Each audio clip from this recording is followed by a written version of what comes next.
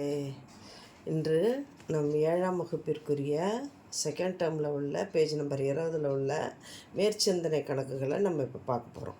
13வது கணக்கு பாருங்கள். 0.07 0.7 என்ற 2 தசம எண்களை எண்கோட்டில் குறிக்க சொல்லியிருக்காங்க. சாதாரணமாக நம்ம அளவுகோலில் பார்த்திங்கன்னா இந்த மாதிரி தசம எண்கள் இருக்காது. சாதாரணமாக 1 2 3 தான் இருக்கும். அதில் நம்ம குறிக்கணும்னா கொஞ்சம் 0.7 கூட குறிச்சிடலாம் அந்த ஸ்கேலில். இங்கே என்ன கொடுத்துருக்காங்க, 0.07 குறிக்க சொல்லியிருக்காங்க. அப்போ நம்ம என்ன செய்யணுன்னாக்கா, இந்த 0விலேருந்து 1க்கு நம்ம என்ன செய்யணும், எண்கதிர் வரைஞ்சிக்கணும். 0விலேருந்து 1க்கு நம்ம எண்கதிர் வரைஞ்சிக்கணும். இப்போ இதை 10 அலகாக பிரித்து இந்த 10 அலகை 0.1 0.2 0.3 அது வரைக்கும் 0.9 அதுக்கடுத்தது 10வது அலகு என்ன 1ன்னு குறிச்சிக்கணும். அதாவது 0விலேருந்து 1 வரைக்கும் உள்ள அலகை நம்ம 0.1லேருந்து நம்ம ஸ்டார்ட் பண்ணிக்கணும். அப்போ தான் நம்மளுக்கு இந்த 0.07ன்ற எண்ணை நம்ம குறிக்க முடியும். அப்போது 0.07 அப்போது என்னது 0வுக்கும் இந்த 0.1க்கும் இடையில தான் இந்த எண் அமையும்.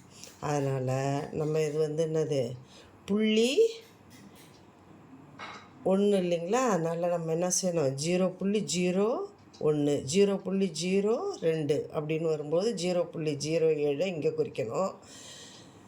0.7 நம்ம இங்கே குறிச்சிடலாம். இப்போ முதல் கணக்கில். ரெண்டாவது கணக்கு பாருங்கள். 14வது கணக்கு. கீழ்காணும் தசம எண்களை சொற்களில் எழுதுக. நம்ம என்ன செய்யணும், எண் உருவ கொடுத்துருவாங்க, நம்ம எண் பெயர் எழுதுவோம் இல்லையா, அதே போல் சொற்களில் எழுதணும். இப்போ 4.9ன்னு படிச்சிடுவீங்க. ஆனால் எழுதும்போது 4.9 அப்படின்னு எழுதக்கூடாது. நம்ம என்ன செய்யணும், இந்த 4க்கு இடமதிப்பு 1, இந்த 9க்கு இடமதிப்பு 10ல் 1. அப்போ 4 மற்றும் 9, 4 மற்றும் 9, இந்த 9 என்பது 10ல் 1ன்றதுக்காக நம்ம 10ல் 1களை குறிச்சிருக்கோம். இரண்டாவது கணக்கு பாருங்கள். 220.0 அதை எப்படி எழுதணும், 220ன்னே எழுதிடலாம். மூணாவது கணக்கு பாருங்கள். இந்த 14ல் 3வது டிவிஷனில் புள்ளிக்கு அப்புறம் 7 இருக்கு இல்லையா, அதனால் 7, இந்த 7ன்றது எந்த இடத்துல இருக்குது, 10ல் 1கள் இடத்துல இருக்குது. அதனால் 7 10ல் 1. அதுக்கடுத்தது 4வது கணக்கு. அதே போல் 86ன்ற முழு எண்ணை எழுதிட்டு இந்த 3 என்பது 10ல் 1கள் இடத்துல இருக்கிறதால அந்த மாதிரி எழுதணும். 15வது கணக்கு பாருங்கள். கீழ்கண்ட எண்களில் எண்கோட்டில் எந்த இரு முழு எண்களுக்கு இடையே அமையுது. இது மிக மிக எளிமையான கேள்வி. இதை பார்த்திங்கன்னா முழு எண்ணை பார்க்கணும். இந்த முழு எண்ணை பார்க்கும்போது இது 0த்தில் இருக்குது. 0த்தை விட அதிகமாக இருக்கிறதால 0த்துக்கும் 1க்கும் இடையில் இது அமையும். ரெண்டாவது கணக்கு பாருங்கள். 3 இருக்குது முழு எண், அதனால் 3 மற்றும் 4. மூன்றாவது கணக்கு பாருங்கள். இங்கே பார்த்திங்கன்னா உங்களுக்கு 3 மற்றும் 4.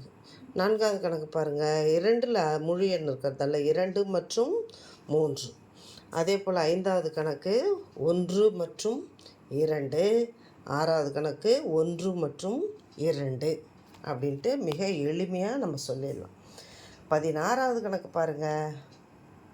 9 கிலோமீட்டர் ஆனது 1 கிலோமீட்டருக்கு 9/10, அதாவது 9/10 கிலோமீட்டர், அதாவது 1 மீட்டருக்கும் கம்மியாக இருக்குது, 1 கிலோமீட்டருக்கு கம்மியாக இருக்குது. அதை 1 கிலோமீட்டருக்கு எவ்வளோ குறையுது, 1/10 கிலோ. இப்போ 10/10ன்னா 1 கிலோமீட்டர். அப்போ அதில் குறையிறது பார்த்திங்கன்னா 1/10 கிலோமீட்டர் குறையுது. அவங்க என்ன கேட்குறாங்க, தசம வடிவில் தான் கேட்குறாங்க. அதனால் 0.1 கிலோமீட்டர். ஏன்னா எந்த எண்ணையும் நம்ம தசம எண்ணில் எழுதும்போது கீழே 10 இருந்ததுனாக்கா புள்ளி முன்னாடி வச்சு அப்புறம் அந்த எண்ணை எழுதினாலே போதும், உங்களுக்கு கிலோமீட்டரு கிடச்சிடும். அப்போது 0.1 கிலோமீட்டர். எந்த எண்ணுக்குனாவது 10 கீழே இருந்ததுன்னா அந்த எண்ணை தசம எண்ணில் எழுதும்போது ஒரு நம்பரை வலது பக்கம் தள்ளி புள்ளி வச்சா போதும். அந்த வகையில் 1 கிலோமீட்டர் என்பது கிடைத்து விட்டது. உங்களுக்கு இந்த மேற்சிந்தனை கணக்குகள் தெளிவாக புரியும்னு நினைக்கிறேன். தேங்க்யூ.